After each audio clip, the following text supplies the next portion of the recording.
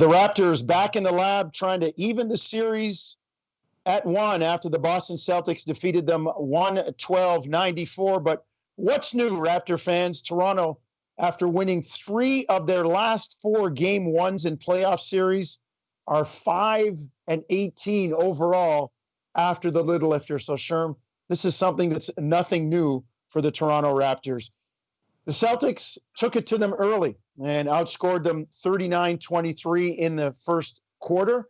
And then for the rest of the game, it was basically 73-71. And we saw the Raptors scrambling and trying to catch up. And they just didn't seem to have anything that validated their effort. When they got stops, they couldn't get scores.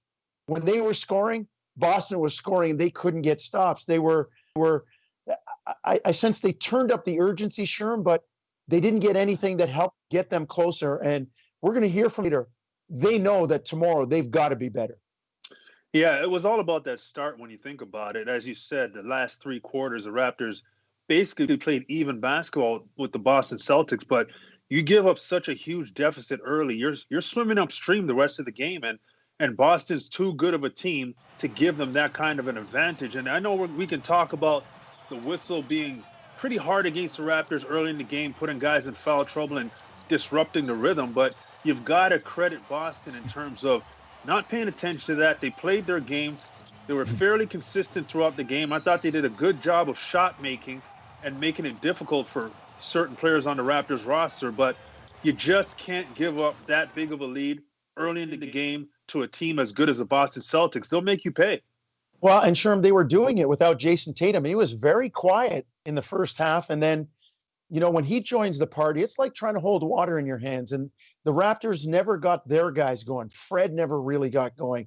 Pascal missed some chippies. Mark never really got going. Serge hit a couple shots early, but Norm wasn't the Norm we've seen. It was just one of those games for Toronto. And unfortunately, it's the second time it's happened in the bubble against Boston. And speaking of Boston, they met with the Celtics. And let's face it, Sherm, this game was very close to not being played. And while people will look and say, well, they did play it, there had to be some emotional baggage with what was going on last week in the bubble when the Raptors took the court. It's not an excuse, but it's a fact. Well, of course, and it's an individual thing. Different guys handle it in different ways, and you just can't tell how a guy's feeling it or dealing with it. So, yes, that happened, but that's for the Boston Celtics as well. I mean, they were in the bubble, and they're dealing with the same situation that the Raptors are. And, the Raptors being one of the teams that really considered leaving the bubble, part of me thinks when that happens, part of you is kind of disengaged from the process. Part of you feels like, okay, I shouldn't be here. I don't want to be here. Let's leave. And I think once you go down that path, it takes a little bit to get back on that path of, okay, we're back engaged. We're going to play. We're going to do this. And even though these guys are elite players, best in the world at what they do, they're still human beings. And the emotional side of it sometimes takes longer than the physical side to come around. And these guys are handling a lot in that bubble. There's the emotional stress. There's, the mental anguish that some guys are going through. And there's just a lot going on that has to be dealt with. So it's not an excuse, as you said. It's a reality of the situation. Well, Sherm, they got the wake-up call when Boston smacked them in that first quarter and won this game 112-94. They talked about it today after practice, what they have to do to be better. Let's hear from Nick Nurse, Fred VanVleet, and Marc Gasol. Yeah, there's got to be some adjustments, obviously, Doug, and some things we didn't do very well for whatever reason. But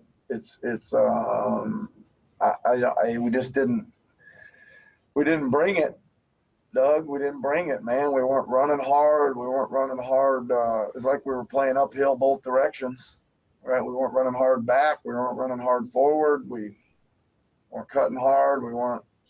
There was a speed and energy problem that I think was a physical problem, which I think was created by our mental state, which wasn't right.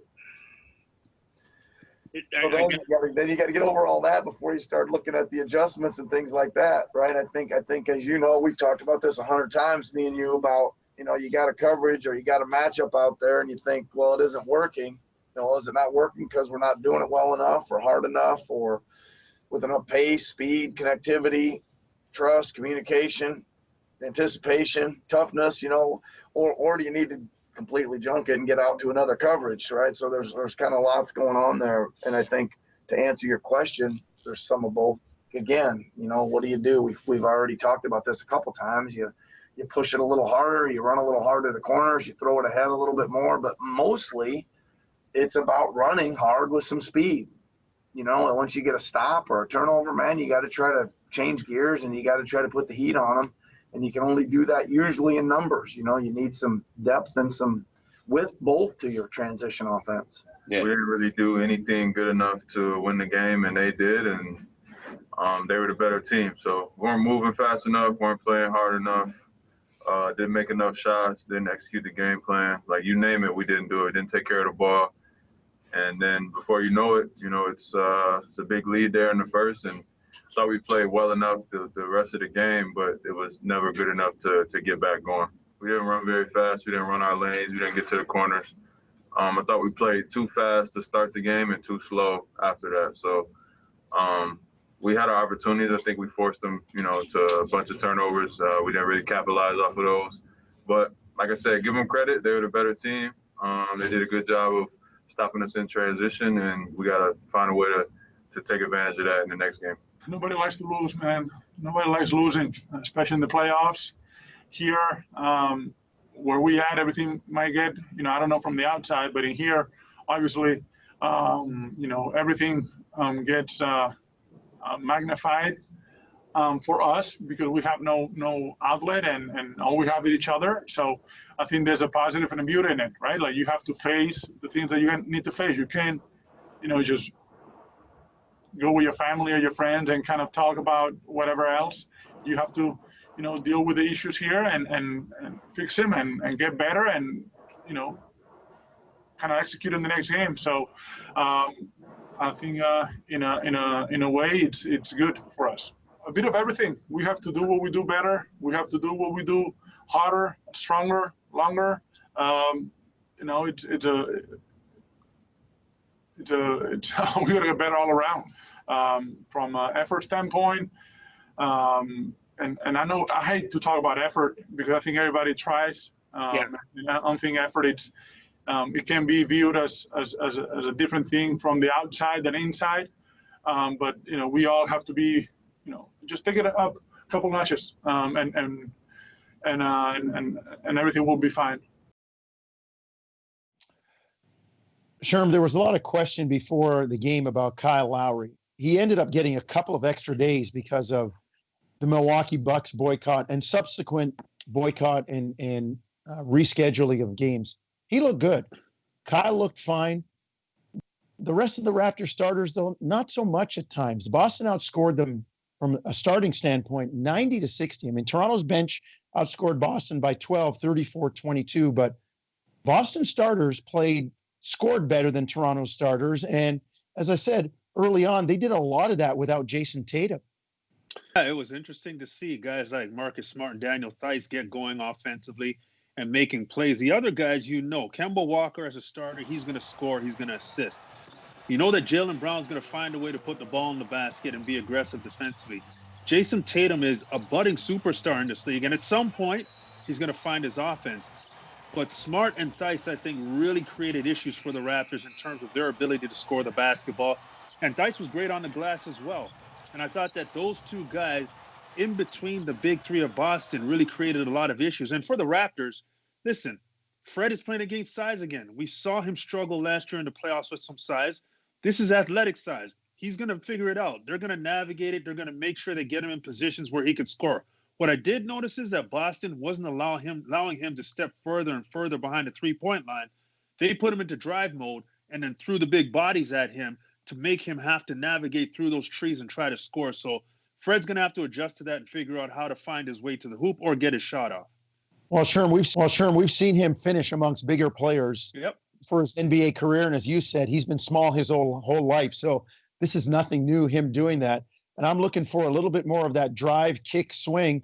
And let's face it, there were times when the ball did go onside and it did go to Pascal Siakam. And he had easy shots and couldn't get them down. And, Serge had what looked like a couple of times a mismatch and then decided to fire it out when people thought he was going to go to work. It turned into a live ball turnover. That's just the way the Raptors were out of sync. They've got to get that down, and they've got to have everybody playing better in the next game. Yeah, and I think when you talk about Pascal, we both know this. When you have a smaller defender on you, it's away your center of gravity. It gets under you, and it kind of it takes away one of your strengths. And I thought Marcus Smart did a good job of really attacking Pascal's lower body. He's a strong physical defender. But I thought Pascal tried to do straight line post-ups. And when you have a smaller guy who's not going to give up ground and is under your center of gravity, you don't move him. You've got to get around him and change him and shift him and make sure that his defensive core has to move laterally instead of just staying straight up in the middle. And I think Pascal can adjust to that. And I think he'll find ways, because he missed a lot of easy looks around the hoop. There were shots that Pascal missed that I was like, how do you miss it? That's a shot you make all the time. I think he'll make those shots. He'll find some rhythm, but they also have to get him off of movement, get him moving around and not have Marcus Smart had the chance to just establish. And once Pascal scores, when the ball movement starts, because they'll send a second body, now they can make that defense chase the ball. All right, let's go to Raptors Today Extra. Savanna Hamilton, Akil, Augustine, and Randy Urban. Thanks, Jonesy. You're watching RTX. Savanna Hamilton here, joined by Akil, Augustine, and Randy Urban. Guys, I'm feeling a bit of mixed emotions with seeing basketball back. I love watching basketball, obviously. But, Randy, I'll go to you first. How are you feeling? Both. The same as what you're feeling, Savanna. I think it's nice to have the game back. I don't look at it as a distraction in any way. So, but I see what you're saying for sure. Akil? Engaged, ready, engaged. I think the right things are happening right now.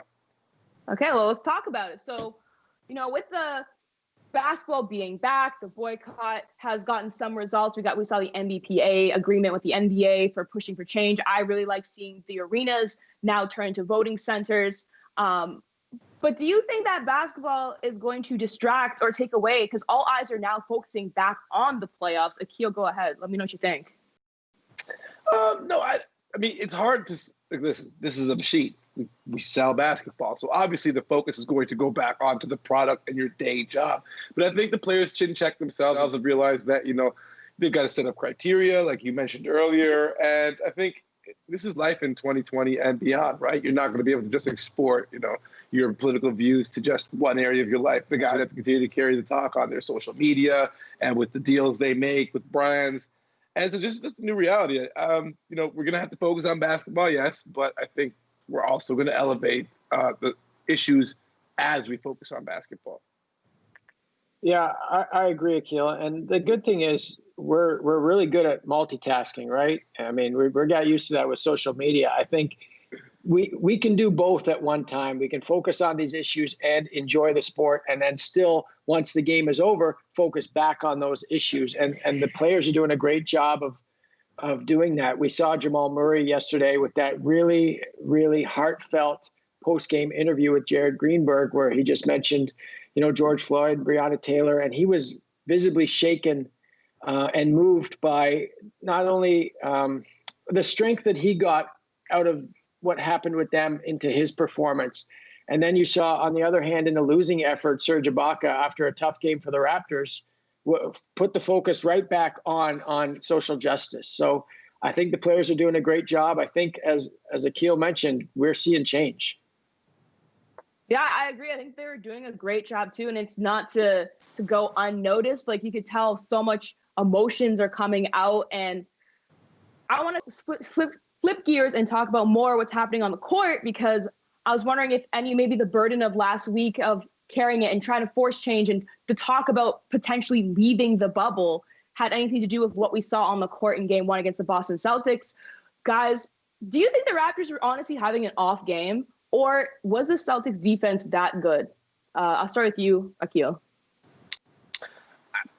I didn't see anything from the Celtics defensively other than Marcus Smart playing his heart out. I didn't see a scheme that really – the Raptors got the shots they wanted, so I don't think they stopped the Raptors. It was – you try not to, chalk it up to they played poorly, because at this point in the season you shouldn't be playing poorly, and it also sounds like, you're being an apologist. But I didn't see a scheme that the Raptors couldn't solve out there on the floor. I think they were just outplayed. Yeah, I felt like both teams kind of came in with a bit of lethargy. I just didn't think that either team was kind of amped up in the way a playoff game would be. There's no crowd, so you didn't have that to feed off of the beginning, especially after such an emotional week that all the players had. And it would have been a home game for the Raps. Right. And then once the game got going, Raps weren't making shots. Boston did. And that starts to excite you. That starts to get the adrenaline going. So the Celtics built off that. And I feel like the Raptors didn't. And having said that, I'm with Akil. I just don't think that Boston was doing anything adverse to make the Raptors miss, their shots. They were 4 for 25 from 3-point range from the starters. They're not that bad of a shooter, right? Those guys are going to shoot 38% from three. They're not going to shoot 12, Fast break points, the Raptors had 7. This is a team that leads the league in fast break points with almost 19 per game. So I think you're going to see some things even out in the next game. I'm looking forward to watching that. I think I agree too. I think my personal off game, honestly, heavy pass week. It's hard to switch gears back to basketball after going through everything. I'm looking forward to seeing what happens in game 2. We got to go back to Paul Jones and Sherman Hamilton. All right, Savanna, Sherm, let's take a look at game 2 and, adjustments. We heard Nick Nurse. We heard Fred VanVleet. And it was interesting to hear Nick because it's something I thought about right away. Does the game plan need to be reworked, or did we not really see if the game plan worked because it wasn't executed? And a lot of coaches with a veteran team don't really make a huge adjustment till game 3, because game 1, both teams are feeling somebody out, somebody lands a punch, and in game 2, there's a counter punch. Now in game 3, now you're making your big moves. I wonder what Nick Nurse is going to do. I just think they need to make a few more shots and play harder, Sherm, and that'll show truly what needs to be done, because this is a team, the Raptors, that are capable of figuring it out all the way through in any game this year. They just didn't, in my eyes, they just weren't able to figure it out yesterday. Well, you think about it, the last 3 quarters, it was a 2-point game when you take those quarters. So obviously they got to some of the things they wanted to do. They had some moments where they were able to execute, but I go back to the beginning of the game, and when you spot a team like Boston, that kind of a lead, now you're fighting it. You're fighting it the rest of the game, and the Raptors weren't able to overcome that, but clearly they need to adjust the start of the game. I think they got a lot of what they wanted done after the first quarter. So there's a lot of positives to draw from. And yes, the start was something that they have to fix, but the game plan seemed to work through 3 quarters. So now you just got to implement it and get it going in the first quarter. All right, let's see if they can do it. Let's bring Savanna Hamilton back in. Sav, always on.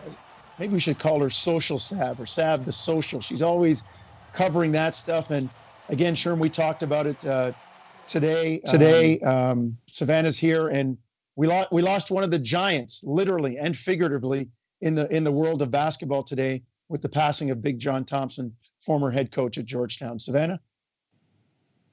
Yeah, exactly. As you just mentioned, John Thompson, head coach at Georgetown University, passed away. There was lots of words on social. I'm going to start with Allen Iverson tweeting, "May you always rest in paradise where there is no pain or suffering. I will always see your face in my mind, hoping that I made you proud, your prodigal son." Followed by Dikembe Mutombo saying on Instagram, "Very sad news to wake up to on this cloudy morning. Our legendary Georgetown coach, John Thompson, has passed away. He was my mentor, great teacher, hero, and a father figure to so many of us who got the chance to play for him. Under Coach Thompson, I learned a lot about the game of basketball, but most importantly, I learned how to be a man in society. We really miss him. Rest in peace, Coach." Guys, please share your perspectives on John Thompson Jr. with me. I'll start with you, Sherm. Well, first of all, he was a massive man, number one.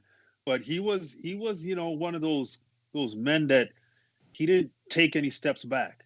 And we're talking about a guy who on the sideline and in real life was fighting for black rights the whole time. And he used his platform in the biggest way. He was the guy who walked his team off the court in opposition to Prop 42, which he thought that was hindering minorities kids from getting into school and getting scholarships. So he's been doing this for a long time. He's a huge loss in the basketball world. He was a great coach, and he was one of those guys who you looked at, you respected on and off the court. And that's one of the guys that you can really, really look up to. Sherm, he held both sides accountable. As Sherm said, he walked off in opposition to Prop 42, Prop 48. When there were racial epithets hurled at his team, he didn't care that it was an ESPN game on TV. He was ready to walk his team off the floor and hold the administration of the opposition and their building responsible. But then he looked at his team and the black kids and said, hey, you got to do your part too. Of 77 players that stayed 4 years under John Thompson, 75 of them graduated. And he would say that once you put something in your head, nobody can take it out. Educate yourself, learn the system, network, do what you have to do. And Savanna, he made me a basketball fan. He really, really did. I mean, I was a basketball guy, but I became a fan of the Big East and Georgetown and how hard his teams played. And I met him in 1975 as a high schooler in 1976 when the Olympics were going to be in Montreal and the USA had lost the gold medal in 72. And I was at the pre-Olympic tournament in Hamilton in 76. And I said, there's the legendary Dean Smith. As Sherm said, he was a large man. That is the largest black man I've ever seen. Who does that guy play for? And they said, oh no, he's done playing. He played with the Celtics. He's won championships. He now coaches Georgetown University. I said, what's his name? They said, John Thompson. I said, I'm following that team. And that was about 3-4 years before the hype started around Georgetown. They made it to the regional finals in 79.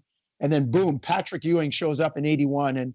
And like Sherm said, I had the pleasure of calling a Georgetown game in Toronto.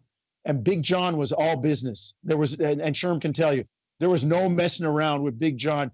Everybody knew who was in charge, Sherm. Absolutely. Absolutely. And he's the guy who we know the stories about Allen Iverson and the troubles he had before he got to Georgetown.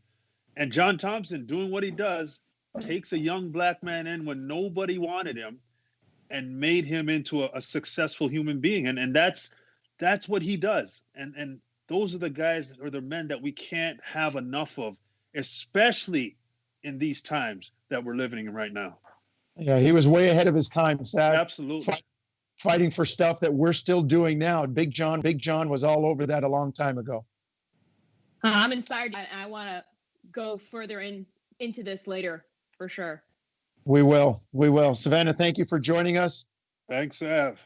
Thank you, guys. For Patrick, Jake, Sav, Randy, and Akil, thank you for watching us here on Raptors Today.